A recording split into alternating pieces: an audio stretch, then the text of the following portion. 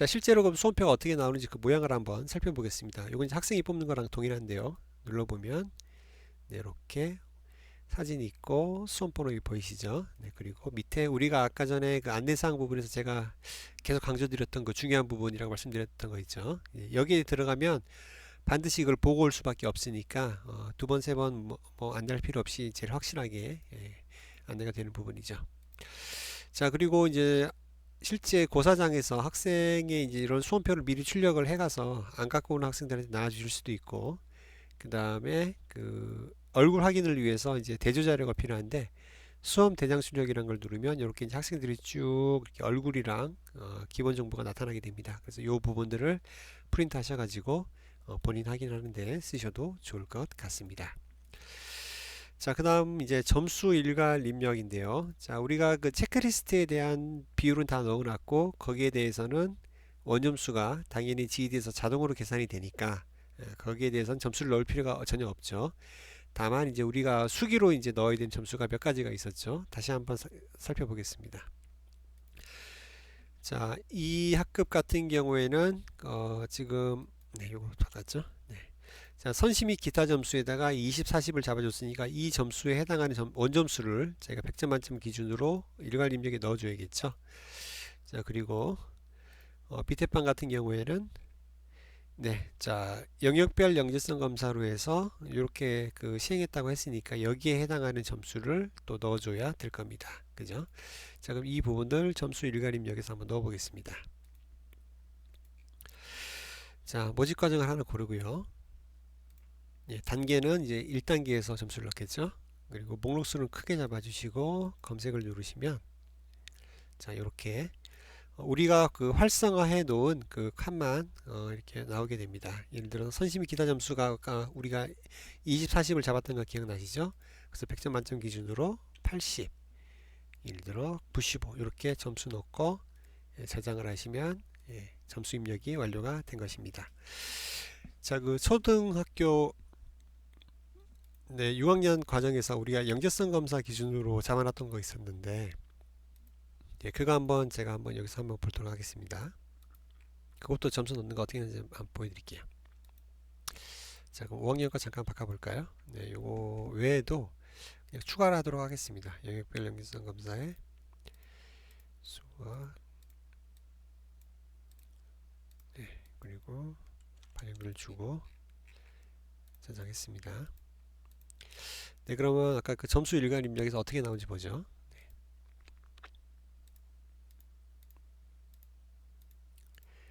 네, 보시는 것처럼 네, 이렇게 그 영역별 영재성 검사 부분만 점수가 이렇게 활성화가 되어 있죠. 그래서 그 세부 문항별로 이렇게 점수를 넣으시면 되겠고요. 배점별로. 보통은 이제 요 칸은 4번까지 있습니다만 여기 3번까지밖에 없는 문항들이 꽤 많이 있으니까 그 해당하는 문항까지만 넣으시면 되겠습니다. 점수까지만. 한번 넣어보죠. 이렇게 하고 점수 저장하면 이렇게 점수가 저장이 되겠습니다. 자, 이렇게 그 수기로 학생에 대해서 점수를 넣으시는 방법도 있고요. 그 다음에 중간중간 좀 저장을 눌러 주셔야겠죠. 그런데 이제 입력 서식을 받아서 일괄로 입력하는 방법도 있습니다. 여기 좀 더 안전할 것 같습니다. 이거 온라인으로 외부로 뭐 한 4, 50명 넣다가 중간에 인터넷이 뭐 조금 장애가 생긴다든가 뭐 여러 가지 문제가 생긴다면 그때까지 입력한 게 다 날아갈 수 있으니까 그런 학생이 너무 많을 경우에는 아마 요거 엑셀 쪽이 더 나으실 것 같습니다. 자, 입력 서식을 다운로드 받아보면 기존에 이제 만약에 넣으신 점수가 있다면 이렇게 나오게 되고 이 부분에 대해서 이제 업데이트를 해주시면 되겠죠. 업데이트를 하거나 이제 비어 있었다면 여기다가 점수를 이렇게 넣어서 요걸 저장하시고 그 다음에 여기 입력 서식 업로드로 해서 파일을 찾아서 올려주시면 그 점수가 여기 주르륵 들어가게 되겠습니다. 자, 그럼 이제 추천서 심사에서 이제 점수가 입력이 다 됐으니까 이제 이 학생에 대한 최종 점수를 산출해 볼 차례입니다. 자, 추천서 심사에서 모집과정 고르고 진행 단계는 1단계겠죠. 자, 그리고 목록수 크게 잡아주시고 이거 중요합니다. 자, 검색을 눌러서 이 한 화면에 전체 이 과정에 지원한 학생, 추천된 학생이 다 보이는 게 중요합니다. 자, 그러면 이제 반영 비율이라는 걸 적용을 하게 되면 이 단계별 총점이 생성이 될 거예요. 같이 한번 해보겠습니다. 자, 이렇게 체크하고 이 추천서 심사 탭은 이제 점수를 만드는 탭이거든요. 자, 눌러보면 네, 이렇게 학생의 점수가 산출이 되었죠. 자, 그럼 이 점수가 어떻게 산출이 되었는가를 이제 근거 자료를 뽑아서 이제 순위도 정하셔야 되고 또 학교장 기관장 보고도 하셔야 되니까 자, 엑셀 다운로드를 받아보겠습니다.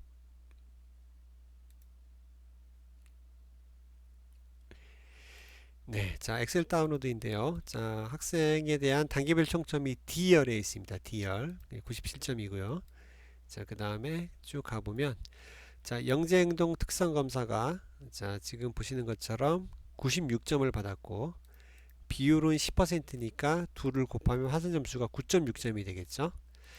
자, 그리고 창의적 인성검사 초중등 공용 요건 체크리스트죠. 요 원점수가 92.31인데 5%를 반영하니까 여기 환산점수가 4.62가 되었습니다. 자, 뒤에도 다 같은 구조예요. 자, 그래서 원점수, 비율, 환산점수, 원점수, 비율, 환산점수 이렇게 해서 이 환산점수들의 합이 앞서 보신 총점에서의 97.68이 되는 거죠. 그래서 점수를 한번 이렇게 한번 쭉 확인해 보시고 너무 높게 나오거나 너무 낮게 나온 점수가 있다면 특히 이제 환산 점수가 그렇죠. 이거는 비율을 잘못 넣으셨거나 아니면 이 원점수를 잘못 넣으셨거나 뭔가 이제 그 어떤 착오 요인이 있겠죠. 예, 그런 부분들 잘 확인하시고 잘못 넣었다면 비율을 다시 잡아주시든 아니면 원점수를 다시 입력하시든 이렇게 수정을 잘 해서 다시 한번 반영 비율 적용을 눌러서 예, 맞는 이 총점을 산출하시면 되겠습니다. 그래서 순위까지 나오면 그걸 기준으로 해서 합격자 불합격자 나누고 합격자를 보고 드리고 그 다음에 GED에서 합격 처리를 하시면 되겠죠. 자, 그 합격 처리를 하실 때 합격자를 선정하실 때 그 사회적 배려 대상자 우선 선발이 있었죠. 그래서 전형 유형에서 사회통합으로 고르고 총점 순으로 고득점자를 선택하시고 10% 예, 합격을 눌러주시면 되겠고요. 그 다음에 다시 한번 전체로 고르고 예, 사회통합 쪽에서는 이제 합격자가 그 빠져나갔으니까 합격을 해서 이제 저 위로 올라가 버렸거든요. 그 위에서부터 이제 다시 한번 사배자 10%를 제외한 예를 들어 20명 합격이라면 18명이겠죠. 2명이 올라갔다고 가정하면 예, 그 수만큼 18명만큼 고득점을 체크해서 고득점자를 체크해서 예, 합격을 눌러주시면 되겠습니다. 자, 실제 합격을 눌러서 올라가는지 한번 보겠습니다. 자, 체크하고 합격을 눌러주면 이렇게 조금 시간이 걸리네요. 네, 확인 눌러주면 자, 1단계에서는 지금 이 학생이 없어졌지요. 자, 그리고 2단 최종 합격 단계로 바꿔서 검색을 해보면 네, 이렇게 최종 합격으로 이 학생이 올라와 있는 게 보이실 겁니다. 자, 그럼 이제 이 학생들이 이제 최종 합격자 명단이 될 텐데 뭐 이걸 이제 엑셀 다운로드 받아서 이제 뭐 보고를 뭐 별도로 하실 수도 있겠고요. 이제 활용하시면 되겠고요. 자, 그러면 그 합격자가 중간에 바뀌는 경우가 있을 수가 있습니다. 예를 들어 이제 학생이 중간에라도 갑자기 뭐 포기를 희망했다든가 그래서 이제 차점자를 올리고 최종 합격이 있던 학생들은 내린다든가 이런 경우가 있을 수 있죠. 자, 그럴 경우에는 체크하시고 합격 취소를 눌러주시고 네, 그러면 이 학생은 이제 1단계로 내려갔습니다. 다시 자, 1단계로 가볼까요? 네, 1단계로 지금 내려와 있죠. 네, 그래서 이 학생은 1단계로 내려와 있고 차점자 학생을 체크해서 합격을 눌러주시면 자, 이 학생은 자, 최종 합격으로 올라가 있겠죠. 네. 자, 그러면 이제 그 합격자가 이렇게 이제 최종적으로 확정이 되었다고 가정할 때, 자, 마지막으로 이제 해주셔야 될 최종 단계가 하나 더 남아 있는데, 그게 바로 합격자 공고입니다. 네. 자, 지금 상태로 보시면 여기가 자, 미처리라고 되어 있죠. 그래서 이거는 아직 이제 이 명단만 정해졌을 뿐, 최종적으로 학생 학부모한테 합격 여부를 공표하는 이 공고 처리가 안 되어 있는 상태입니다. 그죠?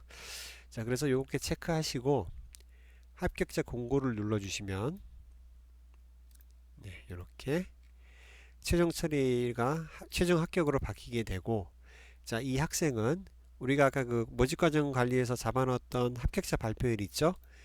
요 날짜가 되면 예약이 걸려 있다가 요 날짜가 되면 학생이 나의 지원 보기에서 최종 합격입니다 또는 최종 불합격입니다 이렇게 표시가 되는 거죠. 자, 그러면 1단계에 있는 그 떨어진 학생들은 어떻게 되는가 이제 그거 궁금하실 텐데요. 자, 1단계에 있다면 이 학생들은 자동으로 최종 불합격으로 자동 처리가 되니까 이 부분은 뭐 따로 불합격 누르실 필요 없이 1단계만 진행하는 경우에는 그냥 최종 단계에서 합격자 공고만 눌러주시면 되겠습니다. 그러면 최종 합격 단계에 있는 학생들은 최종 합격으로 되고 1단계에 남아있던 학생들은 최종 불합격으로 자동으로 처리가 되겠습니다. 자, 이렇게 하고 그 다음에 이제 합격 SMS, 불합격 SMS가 있는데 요거 이제 보내실 때 이제 합격자 단계지 않습니까 지금. 그러면 이렇게 체크하시고 합격 SMS를 보내면 이렇게 최종 합격 안내 SMS를 발송하시겠습니까? 라고 나오는데, 자, 주의하실 점은 학생이 온라인으로 확인하는 거는 요 스케줄링이 돼서 요 시간이 돼야 열리지만 이 SMS는 누르는 즉시 나갑니다. 스케줄링이 되지 않고. 자, 그래서 SMS를 누르신다면 요 날짜가 지나고 나서 한 5분 정도 후면 좋겠죠. 네, 그때 SMS를 눌러주시면 되겠습니다. 자, 이 SMS 내용은 되게 간단한데 매뉴얼에도 설명이 되어 있습니다만 누구누구 학생 무슨 과정에 최종 합격입니다. 이렇게 그냥 단문으로 나가게 되고 그때 나가는 발신자 번호가 아까 우리 모집 과정에서 설명해 드렸던 이 번호죠. 네, 담당자 연락처. 그래서 합격자 발표 나갈 때에는 이 번호를 뭐 사무실 번호로 바꾸시고 나가는 것도 가능하다고 말씀드리겠습니다. 자, 이렇게 해서 그 영재교육 대상자 선발에 대한 전반적인 얘기를 다 설명을 드렸고요. 자, 이 정도면 뭐 선발 운영하시는데 뭐 부족함 없이 설명을 드린 것 같습니다. 뭐 중간에 이상한 점 있으면 저희 지휘들 언제든지 연락 주시고요. 그 다음에 올해부터 그 새롭게 도입되는 게 학교 밖 청소년이라는 부분인데요. 지금까지 이제 정규 초중고 학교에 재학 중인 학생만 영재교육 지원이 가능했지만 영재교육진흥법이 이번에 개정이 되면서 학교 밖의 학생들, 예를 들어 뭐 대안학교라든가 뭐 국제학교라든가 또는 심지어 홈스쿨링 학생들까지 지원이 가능하도록 바뀌었습니다. 그래서 그 학생들에 대한 지원이나 추천 방법에 관해서는 아마 따로 교육청으로부터 안내를 받으셨는지 제가 한번 확인을 해봐야 될 것 같습니다만 일단 시스템적으로는 그 해당 학생들이 가상의 학교, 예를 들어 이제 그 정규학교가 아니기 때문에 소속학교를 어디로 잡을 수가 없지 않습니까? 경남 꿈학교라는 학교를 통해서 이제 소속학교를 잡고 이제 지원을 하게 되는데, 이제 그 추천 체크리스트 점수가 이제 10% 이상 반영되다 보니까 이 학생들은 체크리스트 점수를 추천해줄 선생님이 안 계시게 되죠. 이제 그런 경우에 대비해서 나름대로 어떤 별도의 평가 방법을 강구하는 걸로 제가 알고 있는데 이 부분은 아마 경남교육청에서 아마 그 따로 안내를 받으시거나 뭐 지침을 받으셔서 운영을 하시는 게 하시는 걸로 제가 알고 있는데 자세한 내용은 한번 교육청으로 문의해 보시면 좋을 것 같습니다. 선발 요강에도 따로 지금 학교 밖 청소를 명시하셨는지 제가 잘 확인이 안 되네요. 지금 연수 시점 기준으로는 제가 지금 확인된 자료가 없어서 이렇게 말씀드리고 관련된 내용으로 뭔가 좀 업데이트가 된다든가 저희 GED에서 도와드릴 내용이 생기면 저희가 GED 공지사항을 통해서 별도로 안내를 해드리도록 하겠습니다. 자, 선발 시스템 관련된 거는 이제 이 정도로 마무리하고 자, 이제 마지막 주제죠. 영재성 발달 기록부 시작하도록 하겠습니다. 네, 영재성 발달 기록부 알아보겠습니다. 자, 먼저 그 마찬가지로 선정심사위원회 관리자 아이디로 들어갔고요. 자, 발달 기록이라는 메뉴로 들어가시면 되겠습니다. 자, 보시면 이제 박스들이 많이 있는데 자, 학생, 그 다음에 영재교육 대상자죠. 그리고 교강사, 그리고 학교 관리자, 그리고 지금 로그인하신 선정심사위원회에 해당하는 기관 관리자, 그리고 교육청으로 나뉘어지게 되겠고요. 자, 기관 관리자는 당연히 네 번째 박스로 들어가게 됩니다. 자, 발달기록부 선생님들이 이미 아마 많이들 작성을 하고 계실 텐데 그래도 잠깐 보면 뭐 이런 내용들은 여기 있는데 이거 말고 제가 그냥 법령을 바로 보면서 한번 중요성을 한번 말씀드리도록 하겠습니다. 자, 영재교육진흥법 시행령인데요. 자, 36조에 보면 생활기록부의 기재라고 되어 있죠. 그래서 영지학급 그리고 영지교육원의 장은 영지교육을 받는 자에 대하여 학교 생활기록부에 준하는 자료를 작성 관리하고, 이게 이제 첫 번째죠. 첫 번째 포인트. 그리고 두 번째가 매 학년 말에 소속 학교의 장에게 송부해야 한다. 이 두 번째 포인트가 되겠습니다. 자, 그래서 기관 입장에서 보면 이제 그 영재교육에 대해서도 아마 이제 정기 감사가 이제 나오실 텐데요. 그 감사 때 이제 집중적으로 이제 보시는 것 중에 하나가 바로 이 부분입니다. 이 학교 생활기록부에 준하는 자료를 작성 관리했는지 여부 하나, 그리고 이 자료를 학년 말에 소속 학교장에게 송부를 잘 하셨는지, 두 가지죠.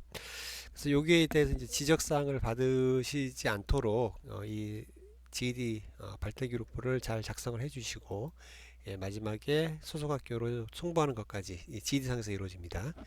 그것까지도 잘 숙지를 하시고 진행을 하셔야 된다는 점 꼭 알아두시고요. 그리고 그 학생의 그 소속 학교 입장에서는 그 자료를 송부를 받아서 학교 생활기록부, 나이스 생활기록부에 기재하여야 한다라고 되어 있어서 아마 이 부분도 이제 각 학교별로 그 감사가 나오는 것 같습니다. 그래서 그 관연도에 그 소속학교 학생들이 그 영재교육을 받았던 이력 전체를 기록물을 가지고 오라 뭐 이렇게 아마 감사를 받으시는 걸 알고 있는데, 그 GED로 잘 기관 쪽에서 그 학생에 대한 생활기록을 작성하시고 학교로 보내놨다면 보여드리겠습니다만, 학교 관리자는 간편하게 그냥 쭉 조회해서 엑셀만 받으면 되니까 굉장히 이런 것들을 증빙하기도 쉬워지죠.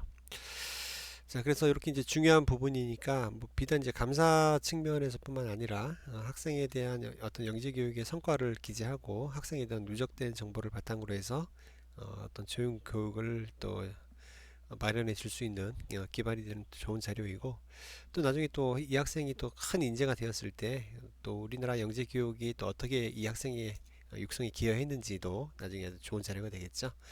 그래서 이 부분은 법령상뿐만 아니라 실제 교육적으로도 그리고 성과적인 측면에서도 굉장히 중요하다 말씀을 드리겠습니다.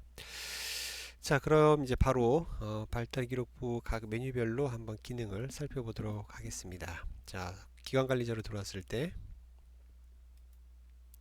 자, 왼쪽 메뉴에 보시면 학급관리, 교강사관리, 프로그램관리, 학생관리, 이렇게 이제 기본적으로 이 발달기록부가 운영되기 위한 정보 네 가지가 있고요. 이 네 가지 정보가 다 작성이 완료가 되면 그 밑에 있는 발달기록부 1 그리고 발달기록부 2의 작성이 가능해집니다. 발달기록부 1 같은 경우에는 이제 모든 기관에서 필수적으로 작성하셔야 되는 정보들이고, 발달기록부 2 같은 경우에는 이제 기관 내에서 자율적으로 교강사와 관리자 간의 이제 협의를 통해서 작성하시는 선택 정보가 되겠습니다. 네. 자, 그럼 이제 하나씩 살펴보도록 하겠습니다. 네, 학급 관리 보시면 이렇게 보시는 것처럼 이미 올해 운영하는 학급이 등록이 되어 있으실 거예요. 네, 이거 왜 그러냐면 그 6월 7월 달에 어떤 국가통계 쪽에서 학급을 이미 그쪽에서 개설을 하셨거든요. 그 개설된 학급이 발달기록부하고도 이제 동일하게 연동이 되기 때문에 이미 여기 이렇게 학급이 구성이 되어 있는 게 보이실 거고, 뭐 특별히 수정하실 게 없긴 한데 이 부분 한번 보셔야 될 것 같습니다. 그 상세 보기를 들어가 보시면 통계 쪽에서 넣었던 정보가 이제 대부분 다 이렇게 나오실 텐데 비어 있는 정보가 있다면 좀 넣어 주시고, 그다음에 맨 마지막에 교육 기간이 있는데요. 첫 수업 시작일로부터, 그러니까 첫 개강일로부터 마지막 종료시까지 그 기간이 아마 빠져 있을 거예요. 그래서 이 부분은 꼭 넣고 수정을 눌러 주시는 부분. 왜 그러면 이 부분이 나중에 이제 학생 그 생활기록부 출력을 했을 때 교육 기간으로 이제 찍히는 부분이기 때문에 이 부분 한번 확인을 해 주시면 좋을 것 같습니다.